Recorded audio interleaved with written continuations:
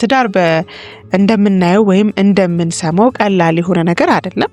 ቤተሰቦቻችንን ወይ አካባቢያችን ላይ ያሉ ሰዎችን በትዳር ስኬታማ ናቸው ተብለው እንደ ምሳሌ የሚጠቀሱ ሰዎችን በምናስተውልበት ጊዜ በቃ እኛም የምንመኘው ያንን ነው። በቃ እንደነንትና ነው የምንፈልገው።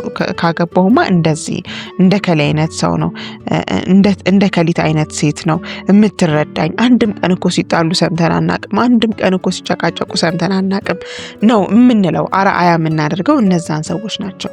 ነገር ግን እነዛ ሰዎች ሳይጣሉ ወይ ሳይጨቃጨቁ ወይ የሚያጋጫቸው ጉዳይ የሚያለያያቸው ጉዳይ ሳይኖር ቀርቶ ሳይሆን ያንን ነገር ለኛ ስለማያሳዩ ነው፣ ወይም ለሌላው ሰው ጸባቸውን ስለማያሳዩ ነው። ፍቅራቸውን ብቻ እያሳዩ ስለሆነ ያደግነው ወይም የተመለከትነው የሚመስለን በቃ ትዳር ውስጥ ጸብ የሌለ፣ ትዳር ውስጥ መጋጨት የሌለ፣ ትዳር ውስጥ ልዩነት የሌለ ነውና መጨረሻ ልክ እኛ ስንገባበት የሆነች ግጭት ስትፈጠር፣ የሆነች መለያየት፣ አለመስማማት ሲፈጠር ይከብደናል።